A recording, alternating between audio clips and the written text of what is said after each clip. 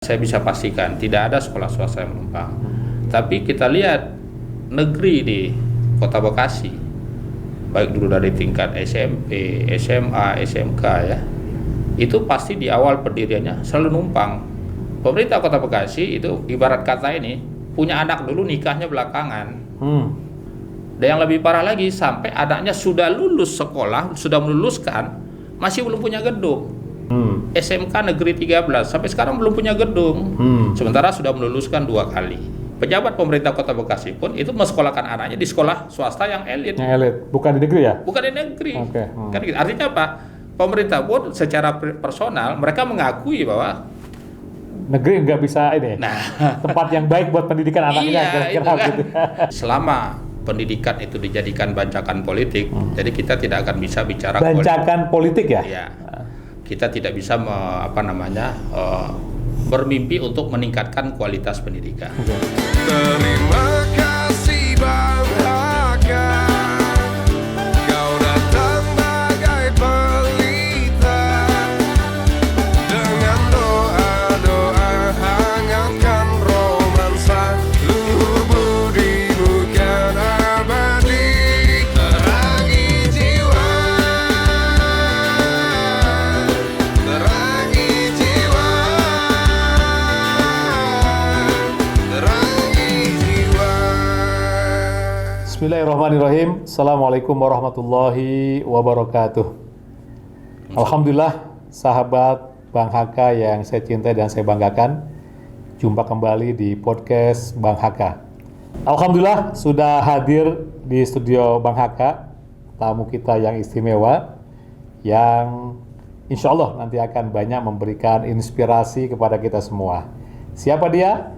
Dia adalah Bapak Ayung Sardi Dauli. Assalamualaikum, Pak Ayung. Waalaikumsalam warahmatullahi Masya Allah, wabarakatuh. sehat ya? Alhamdulillah. Alhamdulillah. Pak Ayung, apa nih kegiatan hari ini di masa pandemi COVID-19 ini sekarang? Ya, kalau kita di dunia pendidikan ya tidak terlepas dari bagaimana anak-anak atau masyarakat yang ada di dunia pendidikan itu mendapatkan hak mereka untuk belajar, kan gitu ya. Jadi kami sebagai pengurus Badan Musyawarah Perguruan Swasta ya. Jadi Badan Musyawarah Perguruan Swasta ini adalah suatu wadah berkumpulnya para penyelenggara pendidikan swasta ya. Di Kota Bekasi ini ya 5 tahun terakhir kami dipercaya sebagai pengurus ya. Saya sebagai sekretaris, kemudian ketuanya Pak Dr. Asep dan bendaharanya Bu Hajah Mumun ya. Jadi memang di BMPS di sini kan sebenarnya ada struktur sampai ke tingkat nasional. Tingkat nasional ya? Iya. Oh jadi Pak Ayung, jadi di samping kesibukan mendidik anak-anak, hari ini juga mengurusi satu badan namanya BMPS ya? Iya. Biar sahabat Bang Haka tahu nih ya.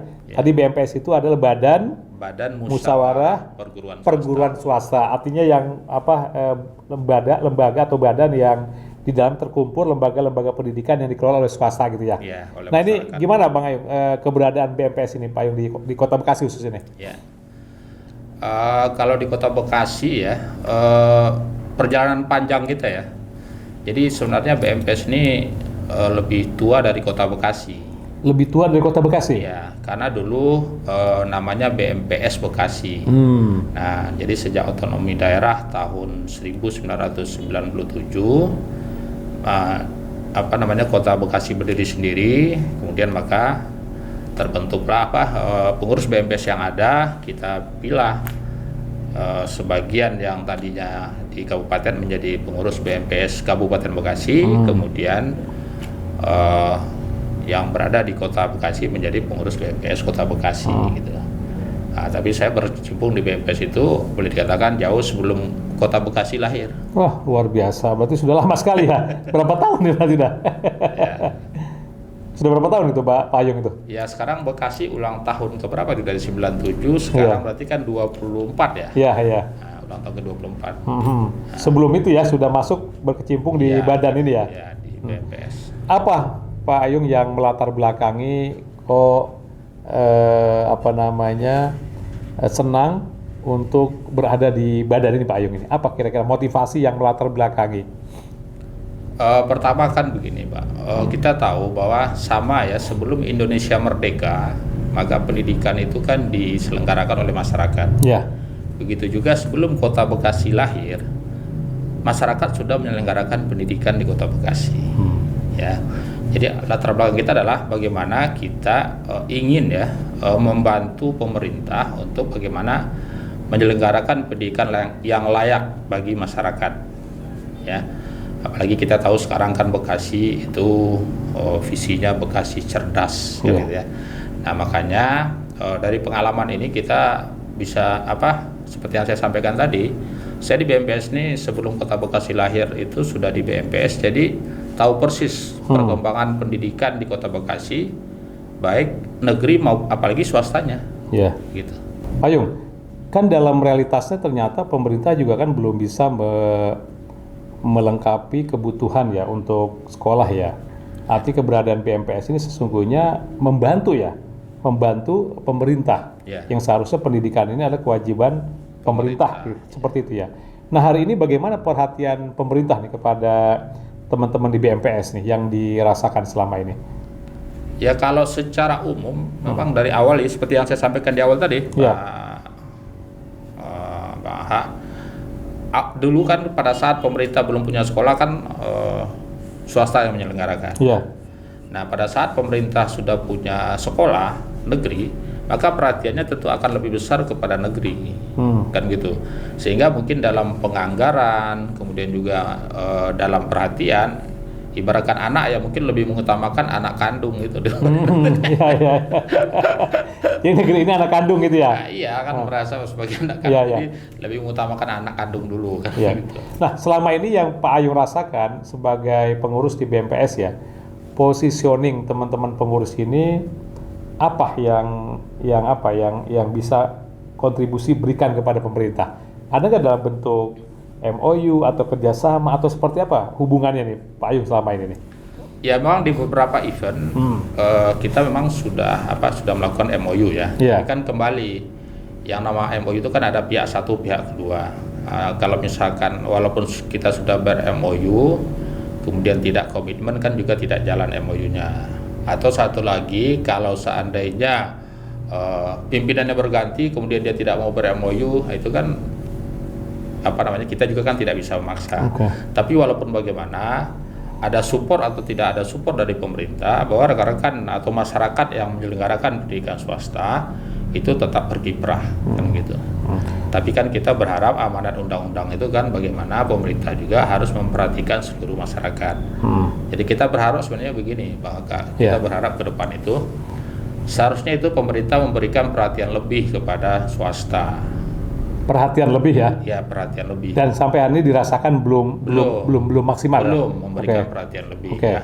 Itu berlaku dari tingkat pusat sampai ke tingkat daerah. Makanya kita kan di tingkat pusat itu kita punya kepengurusan BMPS nasional. Oke. Jadi kita berjuang di DPR dengan di Kementerian Pendidikan. Oke. Ya. Kemudian di tingkat provinsi kita juga ada kepengurusan BMPS provinsi. Ya. Yang berjuang mereka di gubernur dan di dinas pendidikan Oke. provinsi, kan gitu ya. Nah di tingkat kota kabupaten kita juga. Jadi kita makanya regulasi kita dengan DPRD, dengan dinas pendidikan dan dengan wali kota pemerintah daerah begitu. Secara kelembagaan, lembaga ini gimana posisinya Pak Ayung ya? Dia di SK-kan oleh wali kota kalau tingkat kota atau seperti apa? Dia mandiri atau sebagai fungsi apa? Controlling atau seperti apa nih? Kalau secara hukum Ya. kita itu independen. Independen ya? Kita berbadan hukum, Oh. ya, berbadan hukum. Badan Musyawarah Perguruan Swasta itu berbadan hukum. Nah, untuk peng-SK-an pengurusan bahwa yang namanya badan musyawarah ya. Iya. Jadi kepengurusan tingkat kota ini itu disusun atau dibentuk berdasarkan musyawarah anggota yang ada di kota. Oke. Kemudian untuk SK-nya diterbitkan oleh BMPS provinsi. Pak Yung, kalau untuk tingkat Kota Bekasi nih ya, biar sahabat Bang Haka juga paham semua nih pendengar, di Kota Bekasi ini berapa banyak lembaga yang masuk di dalam BMPS ini Pak Yung? Kalau sampai hari ini di data kita yang masuk Iya, ya, yang masuk. itu ada sekitar 300 lebih lembaga. 300 lebih. Iya. Wah, luar biasa ya, banyak juga Dan ya. juga sebenarnya lebih banyak lembaga swasta yang ada di Kota Bekasi pun jauh lebih banyak daripada itu dari pantauan kita. Ya, Karena tidak masuk semua maksudnya. Iya, Ya? tidak masuk semua Oke, gitu kan. ah. Karena ada juga lembaga-lembaga yang mereka punya organisasi induk. Kadang-kadang mereka ya mengikuti organisasi induknya gitu Iya, ya. iya, iya. Seperti misalkan Taman Siswa, Muhammadiyah, kemudian LPK, Lembaga Pendidikan Kristen gitu kan. Nah, itu kadang-kadang itu. Kadang-kadang ya. Nah. Payung, ini untuk para anggota yang masuk di BMPS ini ya, apa yang mereka dapatkan dari program-program yang ada ini untuk sekolah-sekolah yang swasta ini? Kalau pengurus ini kan sifatnya Bang Aka, akan Iya. kita memberikan fasilitas ya. Fasilitas, Dan mediasi ya. Mediasi dalam bentuk kalau misalkan ada kendala ya, contohnya seperti yang baru-baru ini kan, ada sekolah swasta nih nggak kebagian siswa nih di suatu daerah, kemudian sementara di daerah itu kan pemerintah masih berlomba-lomba untuk mendirikan sekolah negeri. Nah, akan kita memfasilitasi. Kemudian juga ada sekolah-sekolah swasta yang boleh dikatakan mendapat perlakuan yang sewenang-wenang gitu ya. Nah, dan kebetulan memang di tingkat provinsi kita sudah ada biro hukumnya. Oke. Dan juga seperti kemarin juga ada itu karyawan dari suatu yayasan yang diberhentikan oleh yayasan kemudian mengadu ke Dinas Tenaga Kerja. Sementara kan kita tidak ada hubungan dengan Dinas Tenaga Kerja. Oke. Karena lembaga pendidikan itu dia adalah undang-undang Sisdiknas ya, Iya. dan undang-undang guru dan dosen. Jadi kita tidak ada hubungannya dengan Dinas Tenaga Kerja. Jadi itu difasilitasi oleh BMPS gitu.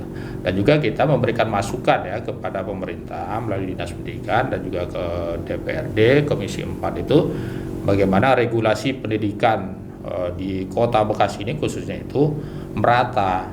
Ya, merata bagaimana biar masyarakat itu, kan tujuan kita masyarakat itu bagaimana bisa sekolah. Iya. Ya kan? Jadi di negeri atau swasta sama-sama saja, yang penting kan sekolah. Nah, ini yang kita lihat masih belum. Ya, mohon maaf masih belum. Dari 10 tahun terakhir yang saya perhatikan ya, itu malah kadang-kadang pendidikan ini dijadikan, mohon maaf, dijadikan sebagai bancakan politik ya. Bancakan politik. Iya, jadi hampir terjadi di seluruh daerah. Jadi kami pengurus BMPS itu kan setiap 5 tahun kita mengadakan munas, ya setiap tahun kita mengadakan musyawarah kerja. Jadi informasi dari daerah itu. Jadi bahwa adanya ya upaya ya pemerintah daerah ya dalam kampanye bahwa ya misal ada yang mau maju jadi wali kota kemudian menjanjikan pendidikan gratis. Ya sebenarnya kan pendidikan kan tidak gratis. Mereka yang tidak bayar tapi kan dibiayai oleh BPD. Betul. Kan tidak gratis. Iya. Nah, jadi ini kan artinya kan kadang-kadang masyarakat berpikir wah gratis nih. Itu. Jadi hampir di seluruh daerah itu terjadi. Terjadi ya. Yang kita lihat itu ya. Baik. Terus ini Payung ya, tadi menarik ya. Ada program untuk membantu sekolah swasta yang misalnya di dalam 1 tahun pelajaran ya, itu tidak mendapatkan siswa itu ya. Karena di situ misalnya adanya unit unit sekolah baru ya, yang didirikan oleh pemerintah. Memang selama ini Payung ya yang rasakan antara pemerintah dengan BMPS dalam konteks pemenuhan sekolah baru ini nggak ada koordinasi misal seperti itu. Ya kalau koordinasi langsung sebenarnya tidak ada. Jadi Tidak kalau ada, ya? sudah jadi gini, selama ini kan pemerintah itu beralasan ini permintaan dari masyarakat kan gitu. Iya ya. Kemudian juga yang diawali dengan musrenbang ya, kan musrenbang itu.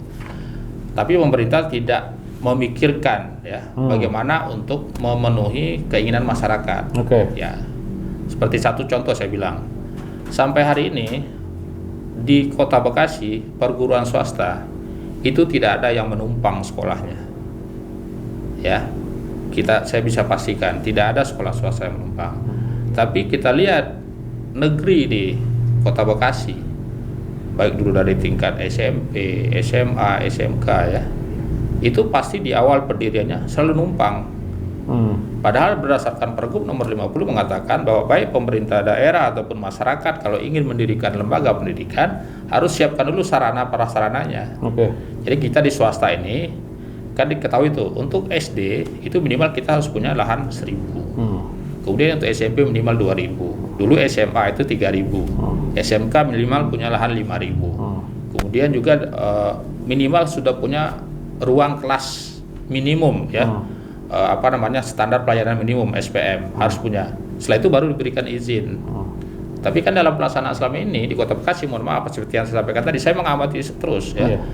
Pemerintah Kota Bekasi itu ibarat kata ini punya anak dulu, nikahnya belakangan. Ya kan?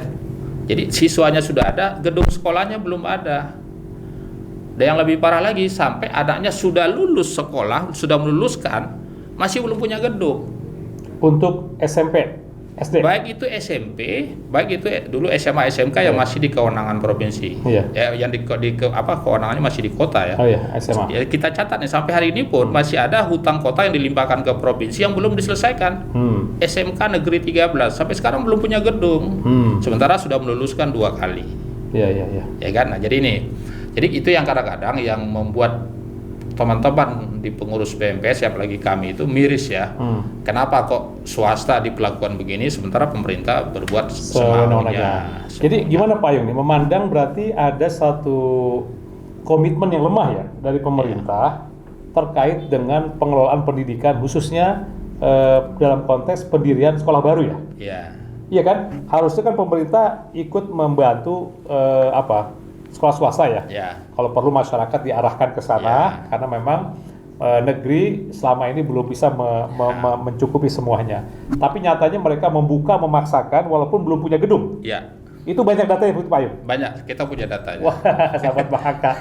Ini luar biasa masukan yang nanti akan kita tidak lanjut insya Allah.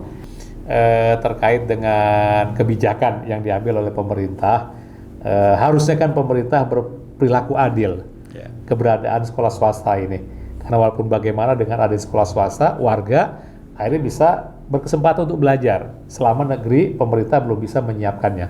Tapi nyatanya kadang-kadang pemerintah ini kurang perhatian kepada sekolah swasta. Tadi misalnya Pak Yung sampaikan banyak sekali unit sekolah baru yang berdiri, yang itu sesungguhnya mengurangi yang harusnya anak-anak belajar di swasta harus ke negeri. Sementara negeri sendiri ketika mendirikan itu belum ada gedung, belum ada sarana ya.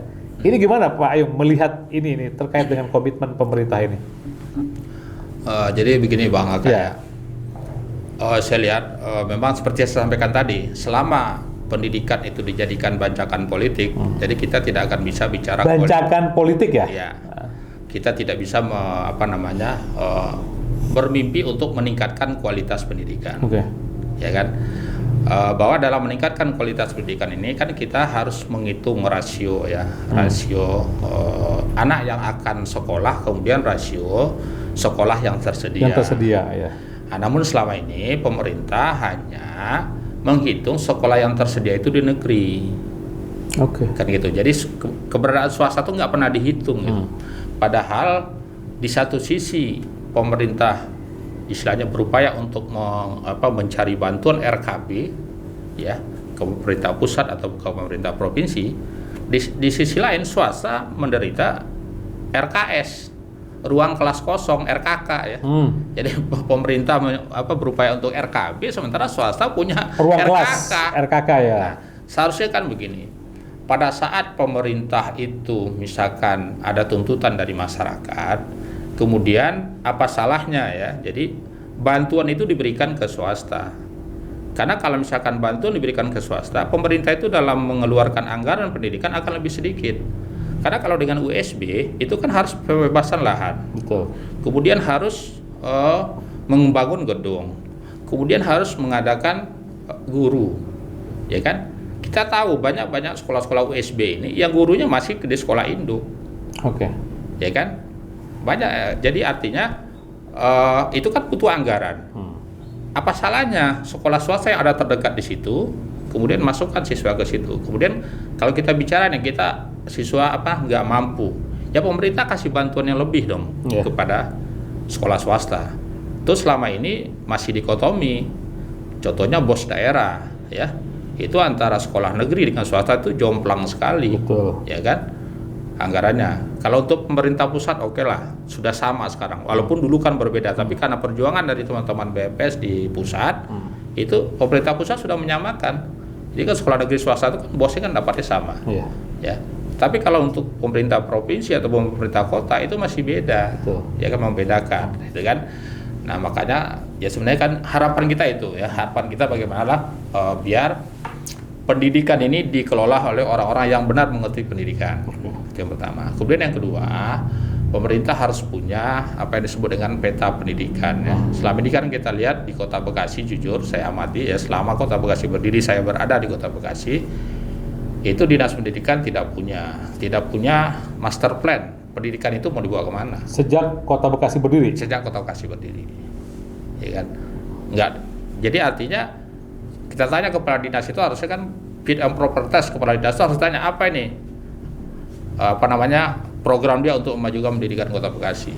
Ini kan enggak. Iya. Ya kan? Kadang-kadang isu itu tadi. Kadang-kadang kepala dinas saya mengamati dulu tahun berapa ya kita itu dalam PPDB pada saat pembahasan kemudian pengesahan sampai pelaksanaan itu 3 kepala dinas Dalam rentang satu kegiatan PPDB dalam itu? satu kegiatan PPDB. Iya. Dalam pembahasan perwalnya kepala dinasnya lain, pada saat di SK kan Itu tahun berapa tuh Pak Ayub? ditetapkan itu kalau nggak salah tahun 2000 yang waktu itu yang waktu zamannya Pak Cucu, kemudian Pak Rudi dan terakhir Pak Alek. Iya. Jadi dalam satu kegiatan itu ditangani oleh 3 kepala dinas. Iya. Ini kan membuktikan bahwa Iya. pemerintah Kota Bekasi tidak punya planning, Iya. ya kan? Hanya kepentingan, gitu kan? Nah itu.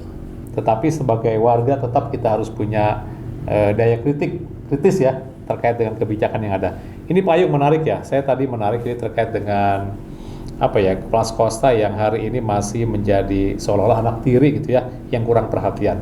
Nah, selama ini kalau dari segi komunikasi dengan pemerintah daerah, dalam hal ini dengan Dinas Pendidikan, menyangkut perhatian dari sisi anggaran itu seperti apa Pak Ayub? Di samping tadi ya, bantuan yang sifatnya bos tadi itu. Ya kalau perhatian, kalau dalam kebijakan, mohon maaf, memang setiap akan dibuat suatu kebijakan, kita dilibatkan, diundang untuk memberikan masukan. Oke. Nah, tapi namanya juga yang masukan tersebut kan memang tidak otomatis harus dipakai oleh pemerintah, kan gitu. Jadi hanya secara administratif kita diikutkan, kan itu. Tapi dalam pelaksanaan itu kadang-kadang apa yang kita berikan masukan ya tidak tidak dijalankan atau tidak dipakai lah istilahnya begitu.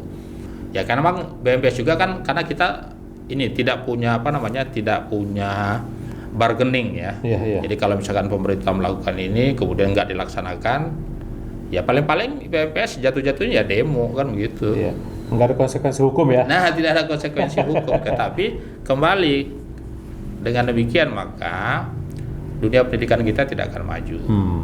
Pada saat pelaksanaan ujian nasional masih ada saja, kita bisa akui bahwa nilai UN tertinggi itu masih dipegang oleh sekolah swasta.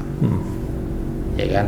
Seperti kemarin juga daftar siswa yang diterima di perguruan tinggi negeri melalui SNPTN itu 10 besar itu dipegang oleh swasta. 10 artinya besar ya? Iya. Jadi artinya apa? Bahwa kualitas pendidikan swasta nggak bisa diragukan. Kenapa kok pemerintah masih menganaktirikan begitu? Pak Ayub, ini terkait dengan PPDB ya, penerimaan peserta didik baru ini kan setiap tahun ini kita dengar selalu banyak kesemrautan gitu ya, ketidakpuasan masyarakat, orang tua terkait dengan sistem PPDB yang ada di kita ini. Nah, bagaimana nih BMPS menyikapi ini Pak Ayub? Apakah memang BMPS tidak diterlibatkan atau swasta mengelolanya seperti apa? Nah, saya bisa nggak Pak Ayub bisa menjelaskan terkait dengan program PPDB ini setiap tahun ini? Jadi kalau untuk PPDB, kalau kami di swasta itu menjadi program prioritas. Di swasta menjadi program prioritas ya? Iya. Kenapa? Karena kelangsungan perguruan swasta itu tergantung dari PPDB, gitu kan? Jadi penerimaan siswa di tahun itu akan menentukan kelangsungan sekolah 3 tahun ke depan. Kan itu kalau untuk di tingkat SMP. Kalau di tingkat SD berarti kan 6 tahun ke depan. Di tingkat SMA SMK 3 tahun ke depan. Karena memang mohon maaf, walaupun memang kami ini BMPS Kota Bekasi, tapi kita kan menaungi yayasan penyelenggara pendidikan mulai dari TK, SD, SMP, SMA, SMK. Jadi kita tidak bisa pisahkan. Tapi dalam koordinasi, karena memang sekarang kewenangan SMA, SMK itu sudah ditarik ke provinsi, maka dalam hal kita koordinasi yang berhubungan dengan SMA, SMK, data yang kita dapat kita serahkan ke BMPS provinsi untuk ditindaklanjuti. Tapi dalam rangka koordinasi kita masih ya memantau atau mengakomodir penyelenggara pendidikan SMA dan SMK. Jadi begitu. Kadang-kadang PPDB ini itu tadi kepentingan ya, penuh kepentingan gitu. Karena itu tadi karena dijadikan bancakan politik, jadi penuh kepentingan. Malah kejadian yang sangat miris yang kami rasakan itu di tahun 2019 itu ada pendirian sekolah baru SB di Kota Bekasi, SMP itu hanya dengan nota kepala dinas. Apanya? Perizinannya? Pendiriannya? Ya, jadi untuk dia menerima siswa baru, ya dibuat dia USB ini dia menerima siswa baru hanya dengan nota kepala dinas. Yeah. Maka sekolah induk berani menerima siswa, ya kan? Dan sampai hari ini kita punya data SMP negeri USB masih ada 10 yang masih menumpang. 10 SMP USB yang masih menumpang? Masih menumpang, tidak punya gedung sendiri. Apalagi tahun ini ada lagi 5 USB baru. Berarti 15? Masih menumpang juga? Masih menumpang, kan ini. Jadi artinya kita kasihan Pak Yus, sebentar, kalau dia menumpang ini, maka ada aturan apa yang dilanggar? Yang dilanggar pertama adalah Pergub tentang pendirian sekolah itu tidak dilaksanakan. Pergub ya? Ya. Harus menyiapkan lahan dulu. Jadi pemerintah itu kan harus menyiapkan lahan dulu. Oke. Lahan, kemudian gedung, kan gitu. Apalagi guru. Gitu. Nah, dan boleh dikatakan selama dia belum punya gedung, kemudian sekolahnya kemudian belum punya gedung, berarti kan belum bisa kalau istilah itu penegrian ya, belum bisa mandiri. Maka data siswa itu ada di sekolah induknya. Sekolah induk. Ya. Jadi ini kan boleh dikatakan ya mohon maaf nih, ini kan suatu permainan gitu. Ya kan? Sekolahnya ada di masyarakat, tapi di pusat nggak ada. Oke. Ya kan? Karena di Dapodik itu yang bisa masuk Dapodik itu adalah sekolah yang sudah punya NPSN. Nomor pokok sekolah nasional. Jadi bagi USB dia kan belum punya NPSN. Dia walaupun nginduk ya? Berarti dia ngikutin sekolah induk ya. Berarti NPSN yang digunakan adalah NPSN sekolah induk. Oke. Gitu. Itu secara aturan dibolehkan? Ya kelihatannya kan selama ini kan dijalankan ya. Dijalankan. Walaupun memang itu kan ada rentang waktu ya. Mungkin setelah 3 tahun dia masih tidak bisa mandiri ya, maka harus dipusi ke sekolah induknya. Kan gitu. Pak Yung, ini persoalan yang krusial ya. Ini persoalan karena memang banyak keluarga yang mendesak gitu ya agar anak diterima di negeri, atau karena memang negeri juga punya keinginan tapi belum punya lahan dan seterusnya gitu ya. Jadi antara animo dengan kemampuan kan ini masih jomplang gitu ya. Sementara kan kita melihat di sana banyak sekolah swasta yang sungguhnya bisa menampung itu ya. Kalau ada kebijakan pemerintah yang jelas terkait dengan mereka. Jadi titik temunya yang belum ada di situ Pak Yung ya? Ya sebenarnya itu lagi. Jadi kewajiban pemerintah untuk memberi penyadaran kepada masyarakat bahwa sekolah di mana saja itu sama itu yang belum. Itu yang belum gencar. Jadi masih ada sekolah negeri. Jadi masyarakat itu dibentuk negeri minded. Jadi bahwa sekolah negeri itu gengsi gitu ya. Atau gini Pak Yung, mungkin nggak dari segi kemampuan finansial barangkali di negeri lebih murah dengan swasta, atau gimana sih selama ini Pak Yung melihat itu? Ya seperti yang saya sampaikan, kalau untuk di swasta itu kan kita punya 3 grade Pak, yang kita sebut ya. Ada yang kita sebut dengan sekolah elit. Ya, sekolah elit ini kan sekolah komoditas ya. Itu mungkin yang biayanya tinggi. Ini sebelum negeri buka PPDB pun mereka udah tutup pendaftarannya karena udah diburu oleh masyarakat. Ya kan. Kemudian ada sekolah alit. Ya kan? Alit. Nah, alit. Alit ini kan ya itu tadi yang dia memang hidup hanya dari operasional siswa gitu. Nah, ada yang ketiga yang menengah, yang sama dengan negeri gitu ya. Oh, elit menengah. Iya. Oke. Yang menengah ini boleh kita lihat sama dengan negeri lah. Oke. Kalau makanya saya bilang tadi, swasta yang sudah elit ini itulah yang mendominasi prestasi di siswa baik di tingkat nasional maupun di internasional. Iya, Itu iya. sekolah-sekolah elit. Ya, makanya kita berbangga gitu kan. Seperti yang saya sampaikan di awal tadi, waktu masih ada UN itu 10 besar dominasi oleh swasta. Itu sekolah-sekolah elit. Oke. Ya kan? Kita bisa tahu. Ya. Mohon maaf juga, saya bilang pejabat pemerintah Kota Bekasi pun itu mensekolahkan anaknya di sekolah swasta yang elit, Bukan di negeri ya? bukan di negeri. Oke. Kan gitu. Artinya apa? Pemerintah pun secara personal mereka mengakui bahwa Negeri nggak bisa ini. nah Tempat yang baik buat pendidikan anaknya, iya kira-kira itu kan. gitu. Kenapa kok yang makanya yang kita perjuangkan tadi itu yang menengah dan yang alit ini. Oke, yang menengah gitu dan alit. Jadi kalau orang yang udah mampu ya nggak usah dibantu lah. Iya, iya. Nah makanya pemerintah harusnya juga begitu, gitu kan. Jadi ya mohon maaf seperti tadi saya sampaikan, kalau berpikir istilahnya sekolah swasta itu mahal, tidak sedikit sekolah swasta yang menggratiskan 100% peserta didiknya. Tidak sedikit, kita punya data itu. Yayasan-yayasan yang menampung anak yatim piatu, anak terlantar, dia gratiskan biaya pendidikan, malah dia asramakan ada. Kita punya ada itu anggota kita. Gitu.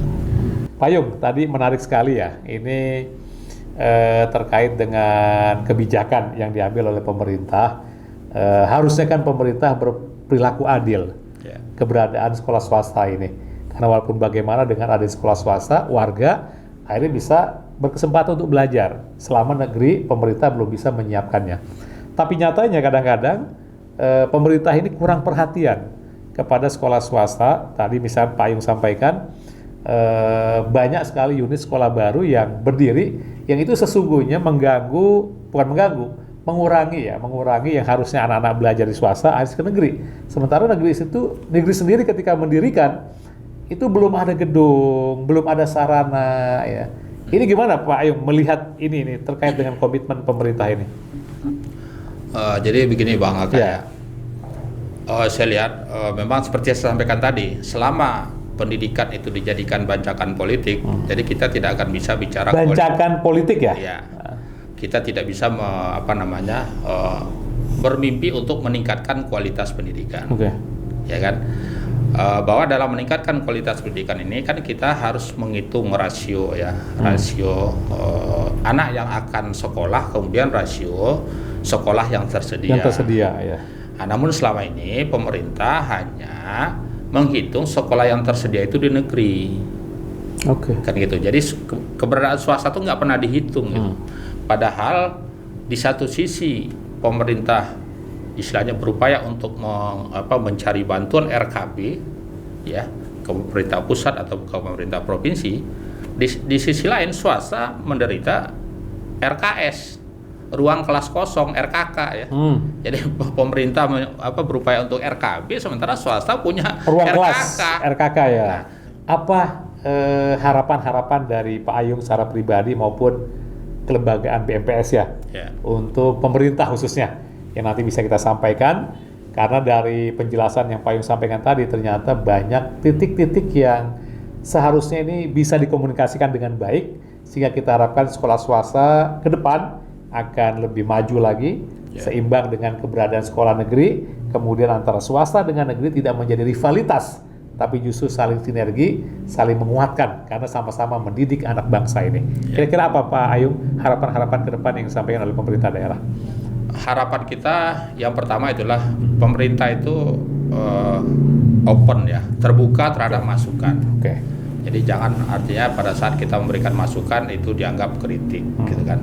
Kemudian yang kedua, kita bagaimana bersama-sama pemerintah dan masyarakat yang menyelenggarakan pendidikan swasta itu, kita orientasi kita adalah bagaimana memajukan pendidikan.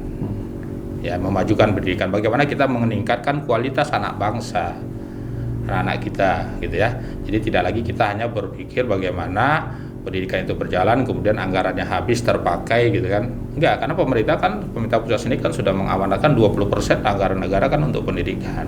Yang tujuan adalah bagaimana kualitas pendidikan itu lebih baik kan gitu. Apalagi dengan zaman sekarang nih pandemi ini memberi pelajaran bagi kita untuk kita bagaimana meningkatkan kualitas pendidikan dengan sistem digitalisasi. Nah ini mohon maaf saya nih sudah hampir 2 tahun pandemi, pemerintah Kota Bekasi belum memperlihatkan upaya untuk digitalisasi pendidikan. Digitalisasi ya? Iya, belum, ya kan? Masih mendorong bagaimana untuk tatap muka. Kalau seandainya Mohon maaf, daerah lain gimana? Ada yang sudah? Sudah. Daerah lain? Daerah lain sudah. Seperti di mana? Nah, seperti misalkan di Jawa Tengah, ada Jawa Timur itu, teman-teman ya kan kita punya komunitas di seluruh daerah ya. Jadi kalau misalkan digitalisasi pendidikan sudah baik, kemudian anak-anak kita diberikan pengajaran tentang literasi digital ini, maka situasi pandemi itu tidak akan menghalangi mereka untuk belajar. Tapi karena di situ kita belum siap, makanya kita mendorong untuk kembali ke tatap muka, gitu kan, kembali ke tatap muka. Kan, gitu. Baik Pak Yung, tadi saran dan harapan kepada pemerintah yang pertama adalah pemerintah harus open terbuka. Ya. Yang kedua lagi, apalagi yang lain? Itu tadi menerima masukan. Menerima masukan ya. Jadi masukan itu jangan dianggap kritik. Kemudian yang ketiga adalah kita bersama-sama stakeholder pendidikan yang ada di Kota Bekasi ini merancang rule atau boleh dikatakan peta pendidikan Kota Bekasi ini 5 tahun atau 10 tahun ke depan itu mau dibawa kemana. Ya kan. Mohon maaf, Kota Bekasi kita jauh ketinggalan ya. Kota Bekasi belum punya universitas negeri. Sementara daerah lain sudah punya. Ya kan? Ini kan untuk meningkatkan kualitas pendidikan. Kan gitu ya. Jadi kita duduk bareng pemangku kepentingan pendidikan, kita merancang bersama, dijadikan sebagai rule atau istilah negara itu GBHN-nya. Jadi siapapun nanti pemerintah, pemimpinan di daerah, ini yang kita jalankan. Tapi selama misalkan kita tidak siapkan, jadi nanti ganti pemimpin daerah, ganti kebijakannya, ganti pemimpin daerah. Jadi harus ada komitmen kita bersama lah. Gitu. Baik, makasih nih Pak Yung. Ya. Luar biasa ini perbincangan hari ini nih. Baik, sahabat Bang Haka, sudah selesai pembincangan kita bersama dengan tamu kita Pak Ayung Sardidauli pada pagi hari ini. Mudah-mudahan kita semua bisa mendapatkan pencerahan-pencerahan dari apa yang tadi beliau sampaikan, khususnya teman-teman yang hari ini mengelola pendidikan ya. Mudah-mudahan dengan keberadaan BMPS ini, keberadaan sekolah swasta akan semakin kuat lagi, dan insya Allah ke depan akan lebih baik komunikasi dengan pemerintah daerah insya Allah. Dari kami, dari saya Heri Koswara cukup sekian. Kita berjumpa di podcast berikutnya dengan tema-tema yang menarik. Assalamualaikum warahmatullahi wabarakatuh. Waalaikumsalam warahmatullahi wabarakatuh.